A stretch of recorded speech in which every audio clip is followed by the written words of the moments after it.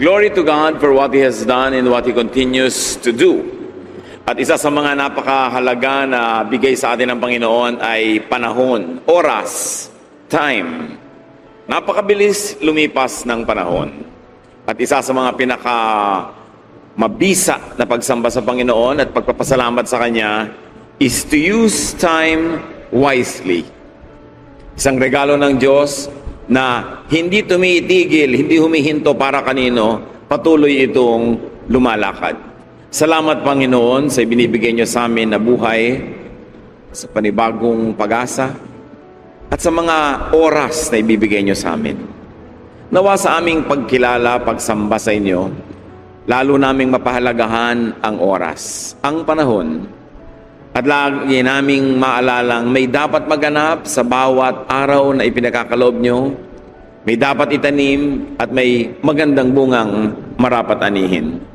Teach us to value time. Teach us to worship you by being good stewards of time. Be our speaker, O God. Speak powerfully. Speak to heal us, to empower us, to inspire us. We ask you in the name of Jesus, your Son, our Lord and Savior, use time wisely. Psalm 90 verse 12, teach us to use wisely all the time we have. Sabi na ibang versions, teach us to number our days, to make our days count. It is very possible to use time foolishly, to misuse time, in fact, to waste time, and in fact, to waste life. Napakadaling malibang na hindi mo pala napapahalagahan ng panahon. Bawat araw na ibinibigay ng Diyos, bawat oras, may nakatakdang dapat maganap. Merong magandang dapat mangyari, pero pagka hindi natin pinahalagahan at hindi tayo naging marunong sa pamamahala ng oras, maraming lumilipas sa panahon, walang nangyayaring maganda. Walang natatanim na mabuti, kaya wala rin tayong inaaning mabuti. Nasasayang ang kakaunting oras dito sa lupa. So use time wisely. This is a mark of godliness, to respect time. Act according to season, to what time allows or demands. Mahalaga na ang mga anak ng Diyos, kanyang mga nilikha, ay gumalang sa tibok ng puso ng buong sangsinukob. That we must beat with the heartbeat and the pulse rate of creation. Talagang may oras ang bawat bagay. So act according to what time allows. Huwag laging kontrahin ang panahon, kundi makiayon sa panahon. Ecclesiastes 3:1-8, everything on earth has its own time and its own season.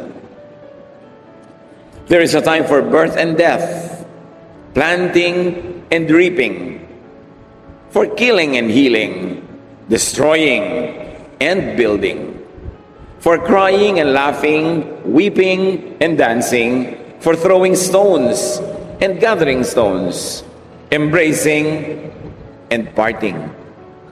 There is a time for finding and losing, keeping and giving, for tearing and sowing, listening and speaking.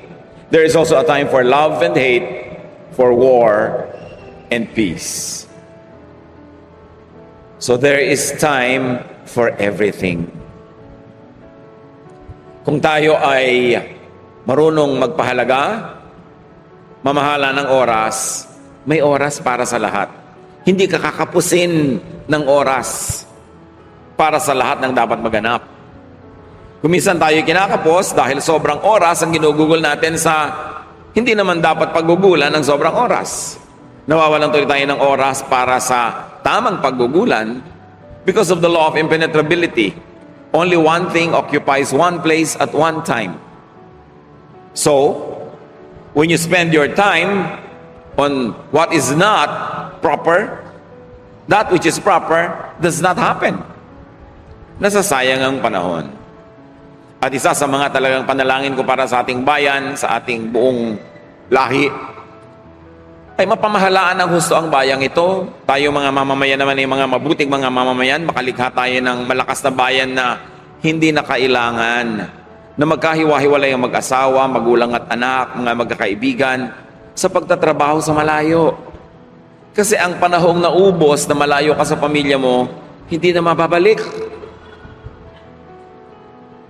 Yung mga maliliit na bahagi ng buhay ng anak mo, ng iyong mga kapatid, wala ka.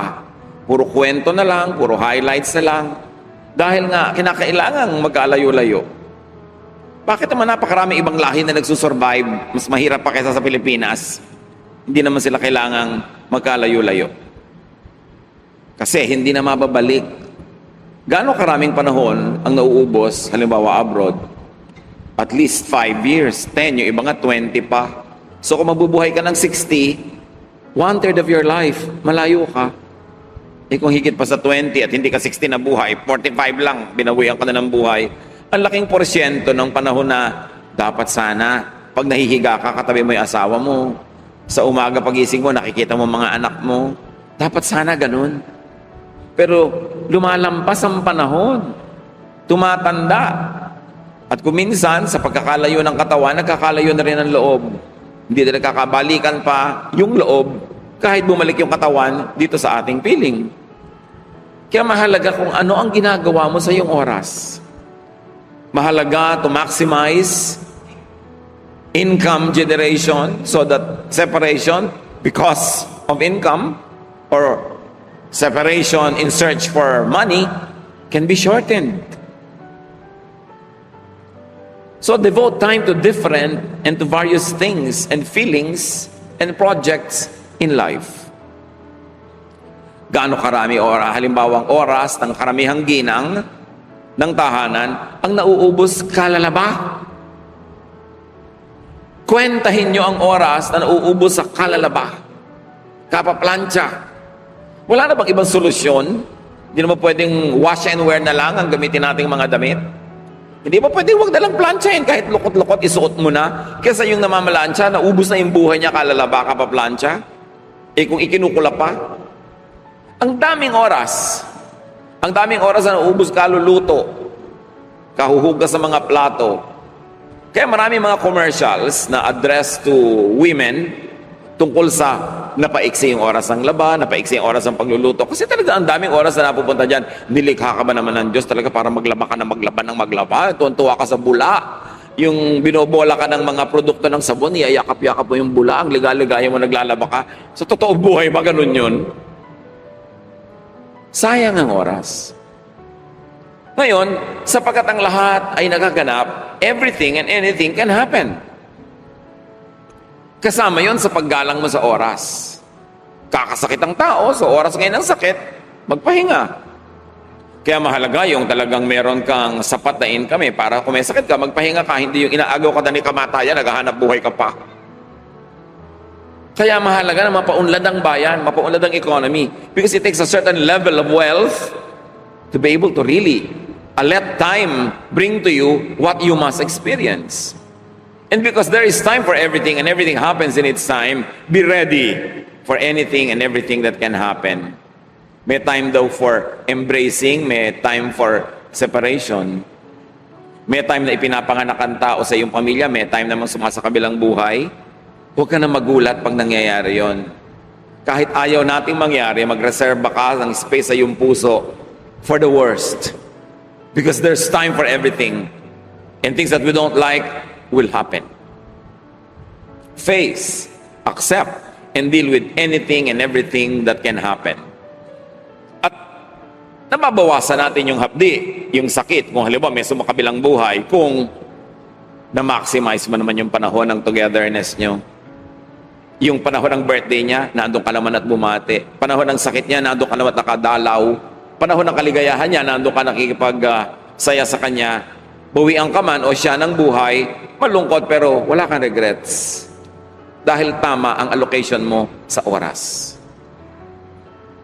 Paano tayo mag-allocate ng oras? Malalaman mo kung ano yung mahalaga eh. Kung ikay biglang namamatay, naghihingalo, inaagaw na ng kabilang buhay, ano yung pagsisisihan mong di mo nagawa? So huwag mo nang antayin na sumakabilang buhay o maghingalo. Gumawa ka ng paraan para magawa mo yung mga bagay na mahalaga na yun sa'yo. Kasi ang oras, hindi tumitigil, hindi nagpo-pause, hindi nagpapahinga para kaantayin. Tuloy-tuloy ang andar nito. Nasa iyo kung paano ka sasabay. Para walang pagsisisi, kung aagawan na ng buhay, minimize risks and pain in life. Maximize your pleasure and happiness and do the most good all the time so that there will be no space for regrets. And don't waste time resisting what is inevitably happening. Nakakita ka na ba ng taong gustong lumangoy against the tide, against the current?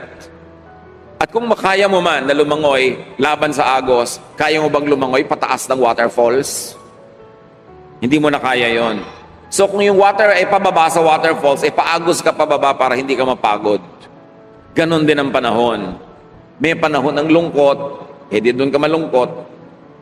Huwag ka na magtaka kasi panahon ngayon ng lungkot. Merong may sakit, merong namatay, merong nasunugan. Panahon ng lungkot, di malulungkot ka.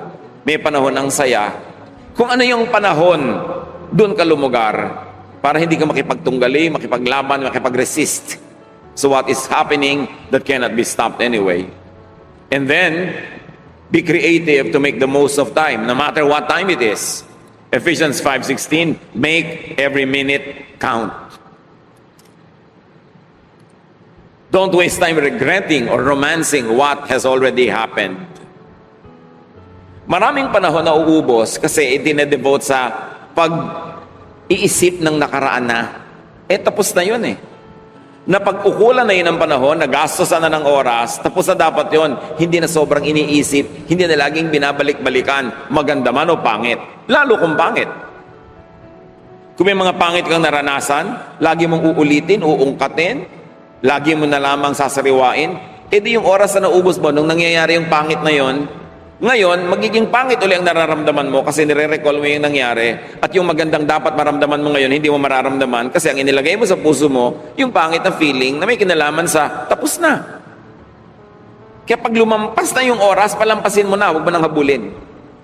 Parang agos ng ilog, ilagay mo yung kamay mo sa ilog, pag dumaan na sa kamay mo yung agos, hayaan mo na siyang dumaan kasi may bagong agos na dadaan.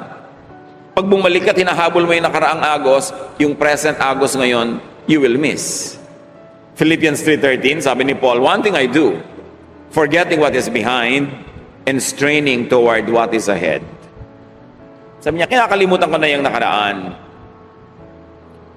Even if what is behind is good, forget about it and get busy making something better.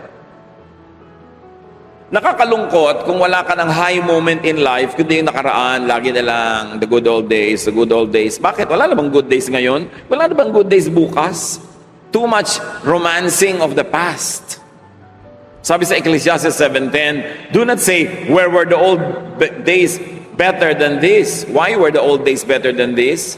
For it is not wise to ask such questions. Huwag na daw hanapin pa yung mga golden days na tapos na. Sabi niya, wala ka mapapala, kaiisip niyan. Gumawa ka ng bagong golden day mo ngayon. Gumawa ka ng foundation for another golden day bukas.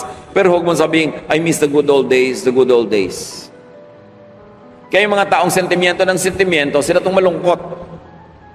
Laging may namimiss. Bakit ka wala sa sarili? Naaalala ko ang kahapon. Nasan yung kahapon? Tapos na. So hindi ka na pwedeng bumalik doon. Meanwhile, na-miss mo yung today. Kasi inubos mo yung today thinking of yesterday. Think of the past only to review lessons learned so that you can avoid repeating mistakes. But do not dwell too much on what is already done. Don't waste time needlessly worrying also about what is yet to happen.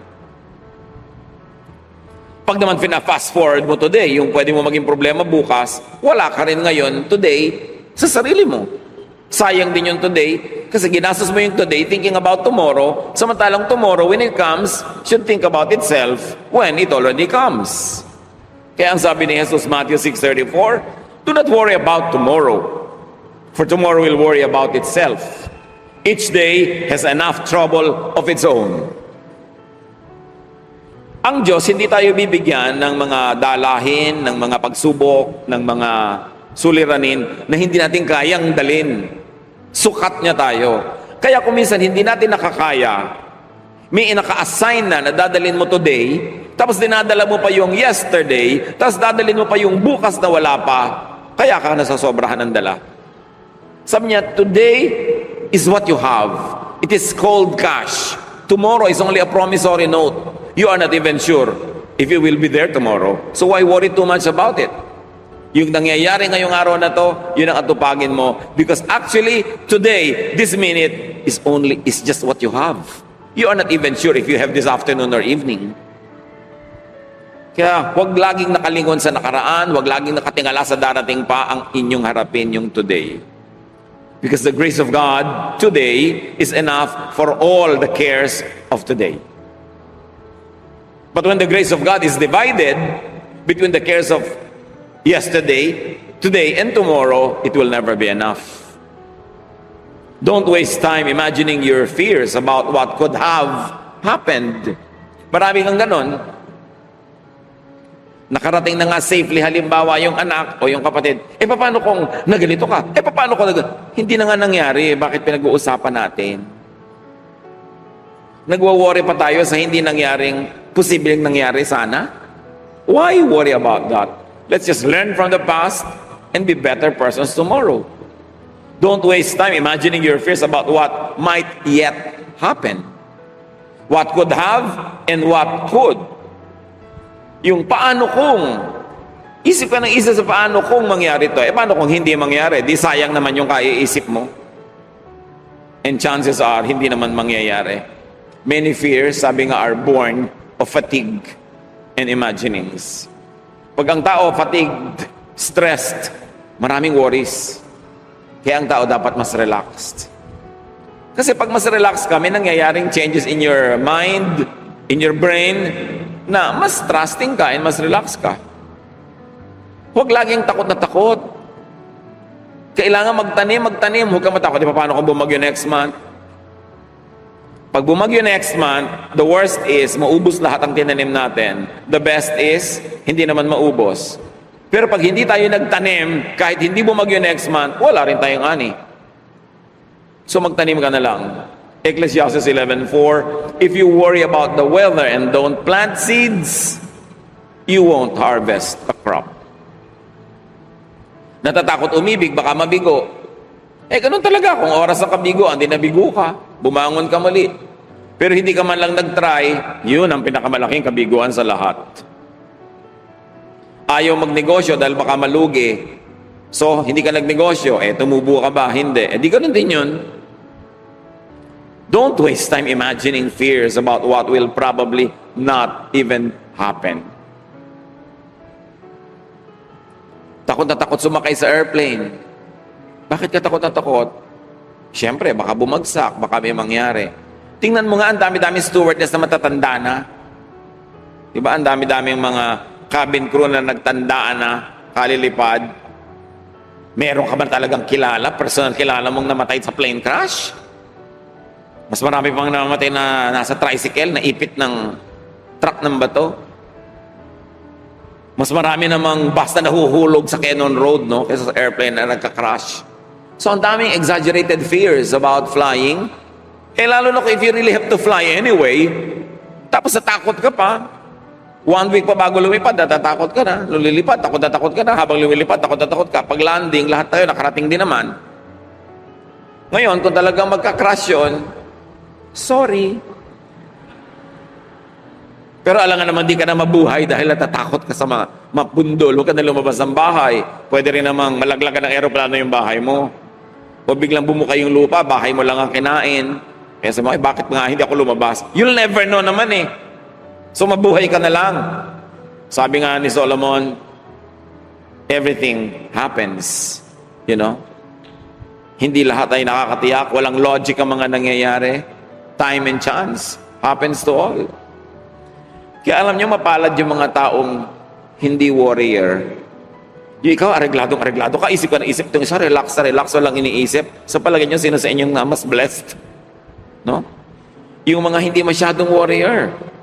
Kaya sabi sa Philippians 4:6, do not be anxious about anything, but in everything by prayer and petition with thanksgiving, present your requests to God.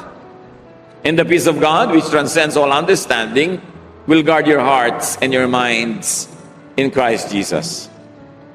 Don't worry, pray. Do what you can within your power to minimize risks, but take the risks. Because that's what life is all about. Enjoy the ride of life, not just the destination. Tulad ng pag-aaral, hindi lang graduation. Every day in school is a destination by itself. Yung may bago kang natutunan, meron ka naging kaibigan, nag-enjoy ka mag-basketball o mag-swimming, nag-enjoy ka makipagkwentuhan sa mga classmate mo, nag-enjoy ka sa mga experiment sa klase, and then kung graduate ka, lahat yon destination. Don't hold your life and don't put your life on hold just because of a desired ending. Katulad, di ba nung ikakasal, para yung araw na lang ng wedding nila ang mahalaga? No, the preparation is a destination itself. All the anticipation is part of life itself. Kaya hindi lang isa yan. Every day is a journey, and the journey itself is home. Sabi ni Matsuo Basho, isang 18th century Japanese poet. Enjoy the ride. Don't just think of the destination. Para kahit hindi ka makarating doon sa destination, nag-enjoy ka na. Hindi ka nalugi. Ecclesiastes 3:9-11. What do we gain by all of our hard work? I have seen what difficult things God demands of us. God makes everything happen at the right time. Yet none of us can ever fully understand all He has done, and He puts questions in our minds about the past and the future. Sa kaiisip ni Solomon, na-realize na niya na marami namang hindi dapat isipin kasi hindi naman kayang isipin. Napapagod ka lang. He is saying the things that happen could be beyond human understanding. So ano yung lesson? Do not waste time over-rationalizing, over-analyzing, overthinking, over-worrying. Huwag magsayang ng oras ang sobrang kaiisip na matapos mong mapagod, mag-isip, sumakit ang ulo, wala ka rin naman na-accomplish. Hindi mo pa rin mababago yung past at yung future. So huwag mong sayangin ng oras, kawo-worry. Luke 12:25-26, who of you, sabi ni Jesus, by worrying, can add a single hour to your life?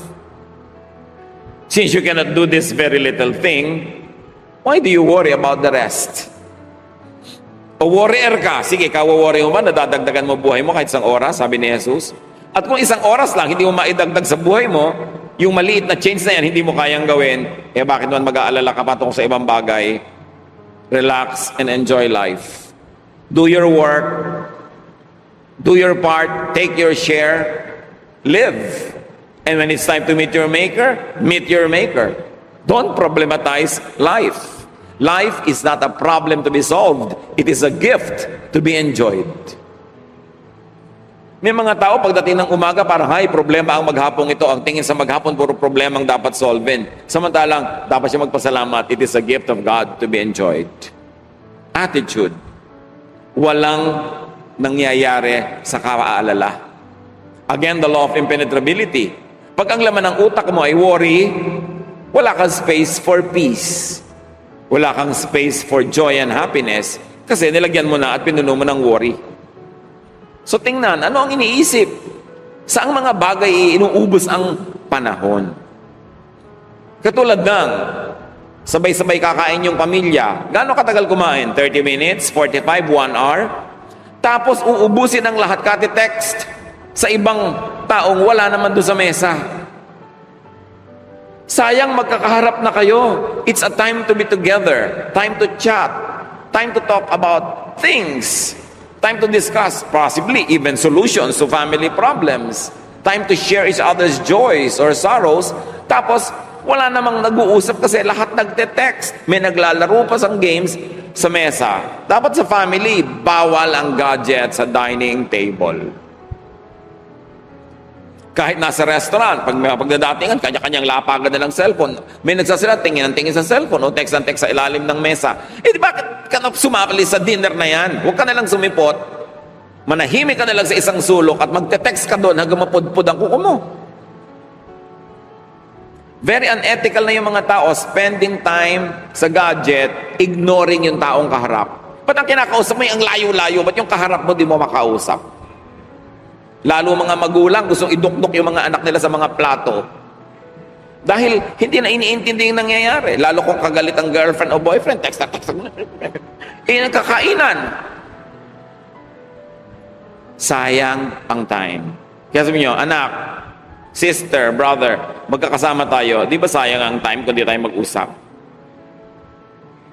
Tapos pag labas ng tatay nyo, biglang nasagasaan na ng tricycle, nagkadurog-durog. Iiyak-iyak ka ngayon dahil may atraso ka, hindi mo man lang nabigyan ng time. It's important to give time to one another. And even religious people, don't waste too much time over theologizing. Lahat talaga masama ba ito? Masama ba ito? Masama ba ito? Bawal ba ito? Bawal ba ito? Tanong ka ng tanong, kaya ka na pagbabawalan. Kasi binibigyan mo ng ideya yung sasagot na pwede ka palang bawalan kasi tinatanong mo eh. Ang daming tao, wala namang kulungan, umiimbento ng kulungan, wala namang tali, naglalagay ng tali sa sarili. Bawal ba to? Bawal ba to? Gawin mo na lang. Alam mo naman talaga kung ano yung masama. Yung nagnanakaw ka sa kapwa, pumapatay ka, kinukuha mo yung hindi sa'yo. Yung mga bagay na masasama. Pero bawal ba ang mahabang patilya? Bawal ba magpakulay ng buhok? Magkulay ka na lang. Pag may tinanong ka talaga, lalo conservative, sasabihin, masama yun. Nagkaroon ka ng tali. Ba't ka iimbento ng tali sa sarili mo? Nilikha ka ng Diyos really to maximize the enjoyment of life. Huwag kang gagawa lang ng masama sa kapwa. Love God and love your fellow men. Sobrang pag-iisip lagi, tine-theologize ang lahat. Isaiah 55:8, the Lord says, my thoughts and my ways are not like yours. Anong ibig sabihin nun? Sabi, my thoughts, sabi niyo, your thoughts, Lord, are higher than mine. Ibig sabihin, we don't think the same way. Yun ang problema sa theology and over-theologizing. Because theology creates God in man's image.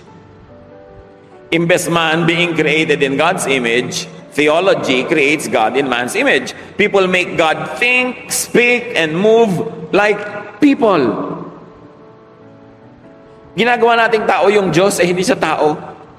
Ina-assign na natin ng mga, ayan, magagalit sa iyo ang Diyos. Ayan, nagkaselos ang Diyos sa iyo. Yung mga talinghaga sa Bible, kumisan sobrang nating nililiteral. Yung, bakit ganyan ang anak ang damit mo? Magagalit si Jesus. Naks. Pang-blackmail sa anak. No? O, bakit kang ginabi? Nagagalit si Lord. Yung, lahat na lang, laging galit ang Diyos.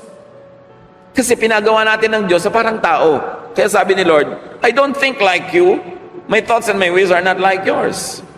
Kaya ipinagbawal ang idols. May mas malalim na dahilan.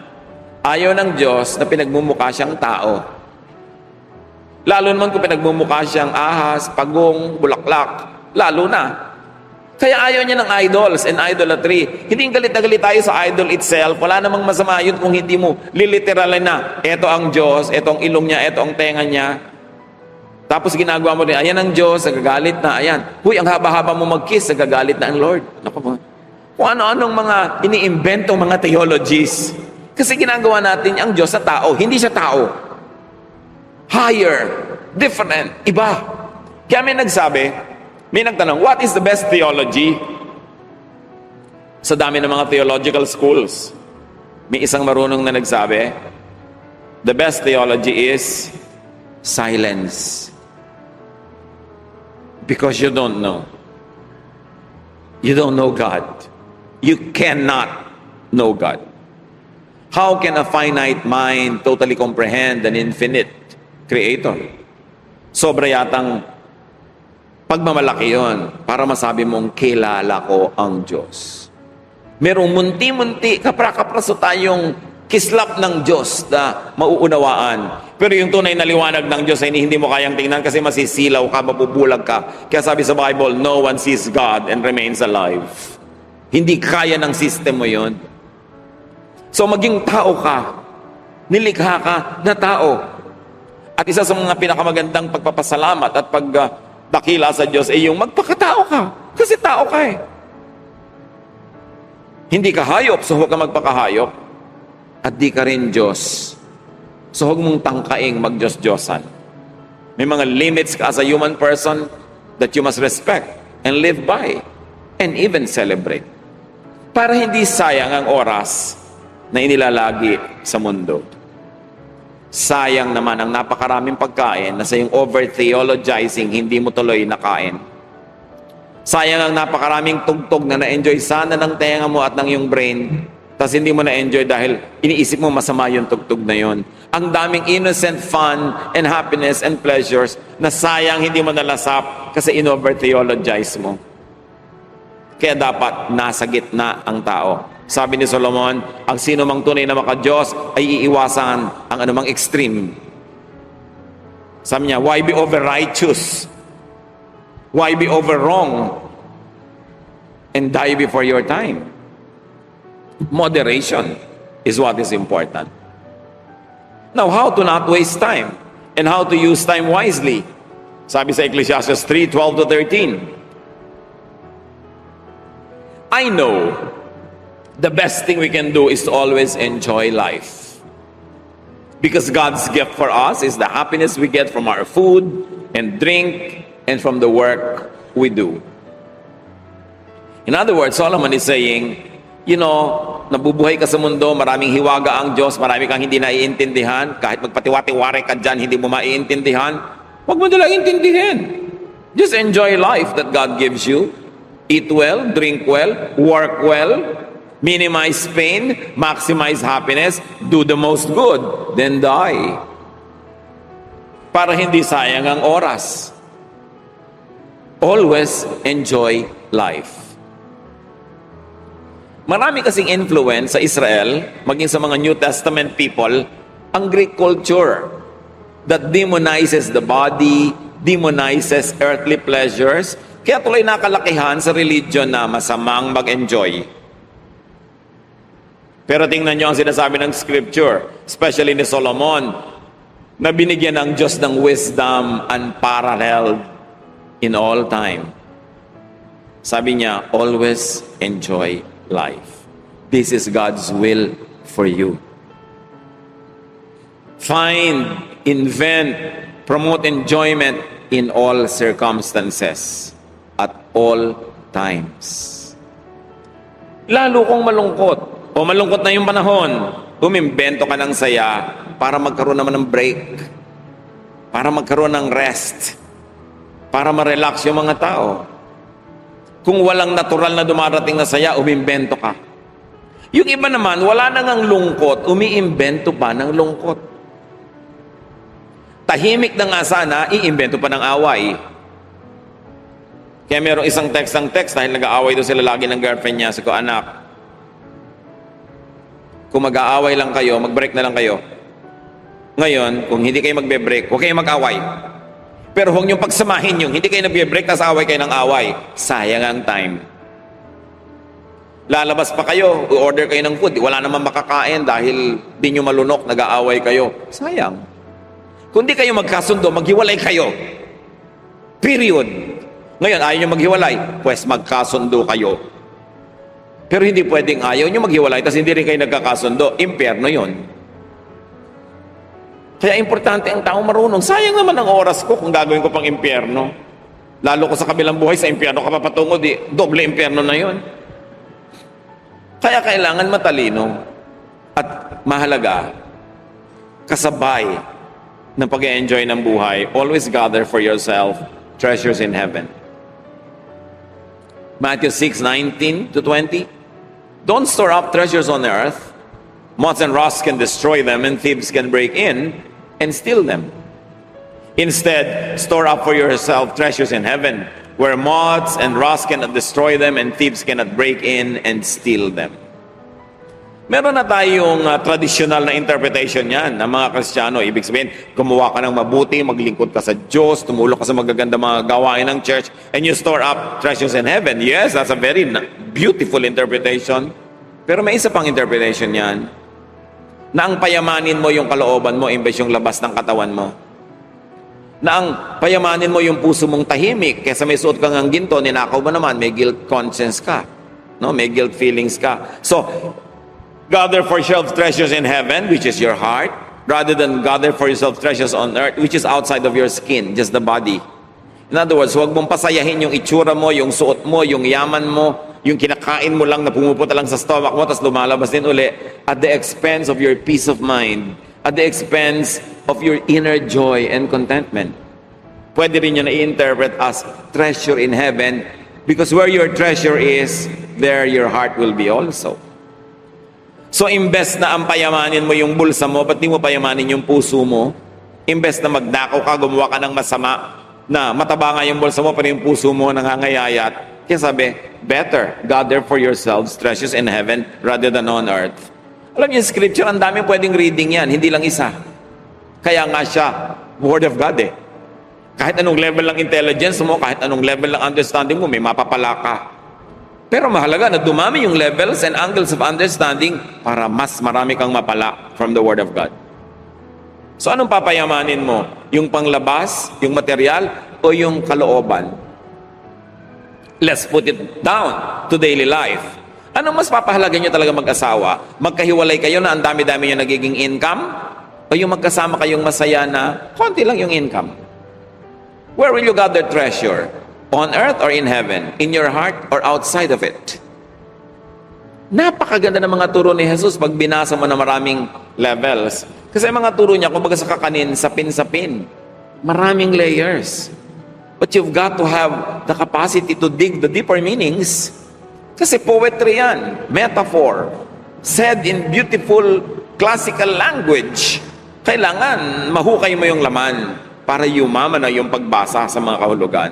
So anong payayamanin yung mga kapatid? Pipili kayo.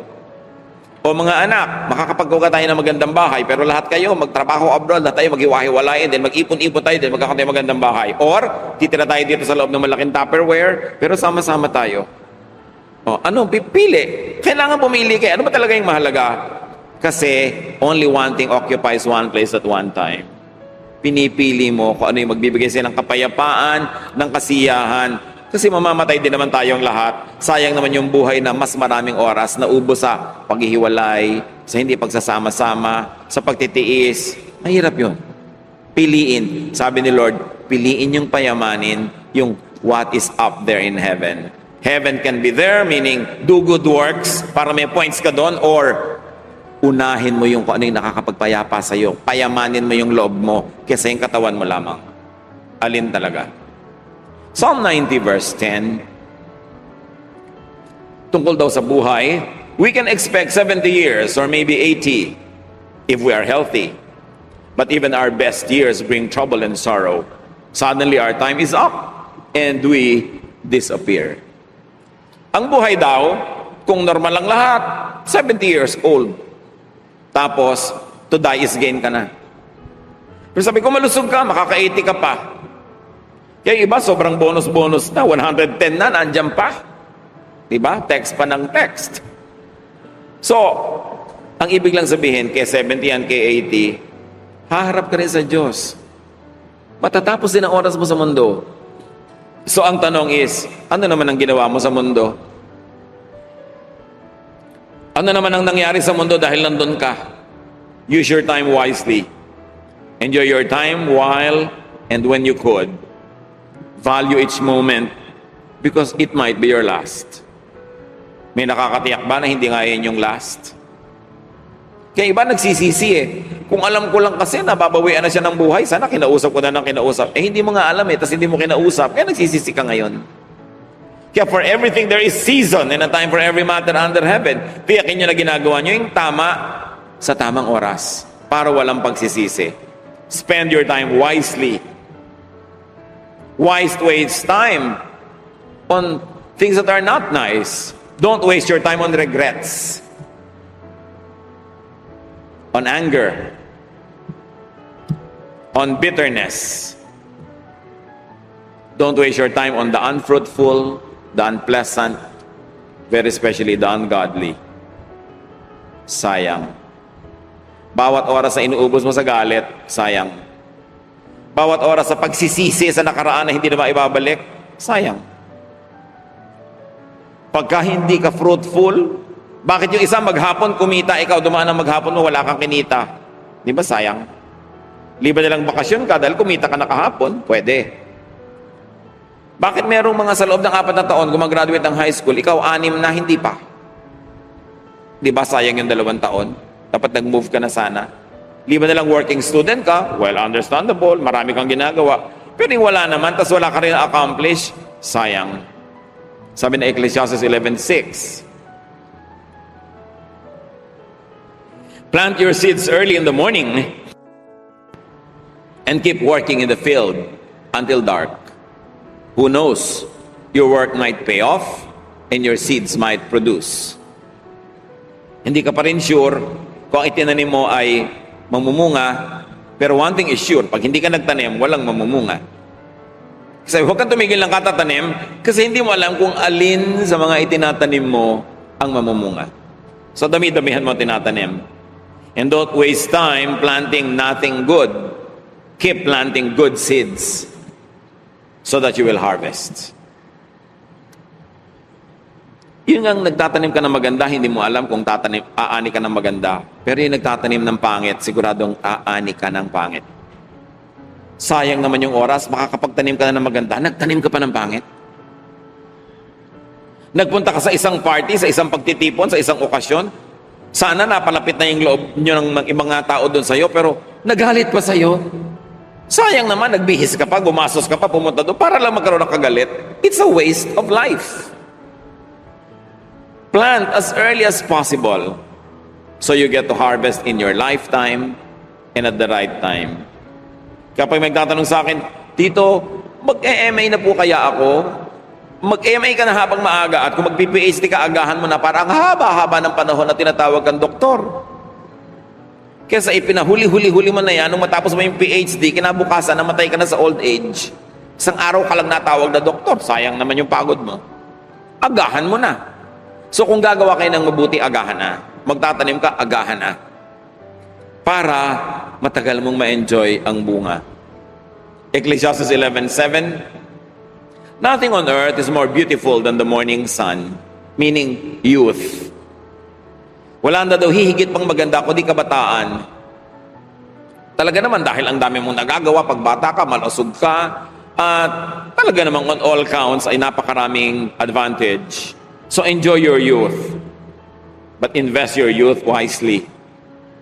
Kasi pag hindi ka nagpakatino sa iyong youth, old age mo ang magsasuffer. Sabi sa Ecclesiastes 11:8-10, even if you live to a ripe old age, you should try to enjoy each day. Because darkness will come and will last a long time. Nothing makes sense. So kahit ang haba na magiging buhay mo, mag-enjoy ka na rin ng maaga. Huwag mo na ihipaghintay ng malayo pa. Sabi ganon, dahil dumadating at dumadating ang oras na hindi masarap, hindi maganda, malungkot. Be cheerful and enjoy life for you are young. Do what you want and find pleasure in what you see. But don't forget that God will judge you for everything you do. Rid yourself of all worry and pain because the wonderful moments of youth quickly disappear. Habang bata ka, sabi niya, mag-enjoy ka. Pag walang kalimutan that God judges, ibig sabihin, follow the rules. Sundin mo yung mga laws of nature, cause and effect. Sundin mo yung mga moral laws para yung pag-enjoy mo sa youth mo, maging enjoyment lang at hindi maging bunga ng masamang resulta later. So ganun, pero mag-enjoy ka na kasi ang bilis maubos ng kabataan. Sandali ka lang bata. Kaya lagi kong ipinapaalala sa mga magulang, let us not rob the youth of their youth because they are young only for a short time. They have all the time to be old like you. Pag matanda na lang sila, at saka sila magmatanda habang bata, sasandali lang yon, hayaan silang maging bata. Hindi ibig sabihin maging foolish, maging matitinong mga bata. Do not rob them of childhood or their youth because the moments of youth quickly disappear. Ecclesiastes 12:1, keep your Creator in mind while you are young. In years to come, you will be burdened down with troubles and say, I don't enjoy life anymore. So mag-enjoy na kayo habang pwede kasi dumadating talaga yung panahon Lalo sa katandaan na marami ka mang ibig gawin, hindi na pwede, hindi na kaya ng katawan. Kaya habang kaya, huwag sayangin ang panahon. Use your time wisely. Be young when young. And be youthful even when you are old. Even if you would have a long life, do not delay life's enjoyment. Huwag kayong save ng isang taon, tapos sa last week lang ng taon mag-e-enjoy. Paano kung sa last week, bigla kayong sumakabilang buhay? Lugi kayo. Dapat nag-e-enjoy ka every hour, meron kang konting minutes of enjoyment. Kung ano man yon, mangungukot ka ba ng butong pakwan, kakain ka ba ng banana Q, whatever. But every hour, dapat may fun ka kasi next hour, hindi mo alam kung buhay ka pa eh. And then every day, meron kang hour of enjoyment. Every week, meron kang day of enjoyment, of rest. Every month, meron kang mas relaxed na days. Every year, meron kang weeks na mas relax o nag-enjoy. Kasi huwag mong ipunin lahat sa kaduluduluhan yung fun. Kasi baka hindi dumating. Baka malugi ka bigla. Maraming ganun eh. Save for a tour of a lifetime. Ang tagal nag-save, hindi nagpunta kahit man lang sa bikutan. Dito lang, paikot-ikot lang siya dito para nag-iipon eh. Tapos biglang sumakabilang buhay. Sorry, ang nag-tour, iba. So be kind to yourself. Enjoy every phase of life. Do not be and avoid being possessed by regrets. But don't forget to just enjoy within godly design and godly rules. Kasi sabi, don't forget that God will bring you to judgment. Hindi yung panakot para huwag kang mag-enjoy. Ang sinasabi lang, huwag kang lalampas. Huwag kang gagawa ng mali. But sa lahat ng hindi masama, sa lahat ng okay lang, mag-enjoy ka. Yan ang gusto ng Diyos para sa'yo. Huwag ka maniwala sa mga relihiyosong tao na walang gulaw kundi gusto magdusa ka, mag-ayuno ka, magutob ka, lumuhod ka, dumipa ka. Hindi ganun ang kalooban ng Diyos. Gusto niya magkaroon tayo ng buhay na masagana. Sabi ni Lord sa John 10:10, I came that you might have life and have it abundantly. Have it to the fullest. But for you to do that, you should not waste time. You must invest time correctly. You must be wise with time. Panginoon naming Diyos, salamat dahil may oras pa kaming nalalabi para mag-isip, para isaayos ang aming buhay, to maximize our happiness, to minimize our pain, and to do the most good. Teach us to number our days. Nawa matuto kami sa mga pagkakamali nung nakaraan. Huwag na kami maging bitter, huwag na kami mag-regret, pero matuto, and we can lead better lives.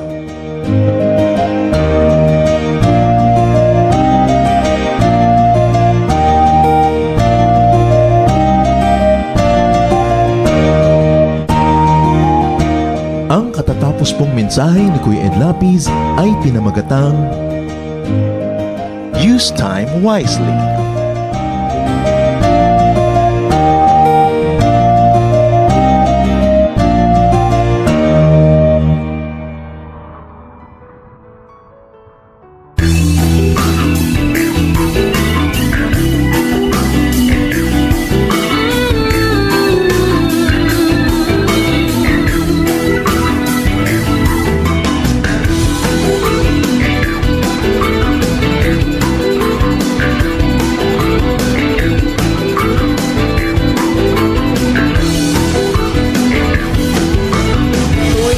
Katiyakan, walang pag-aalis.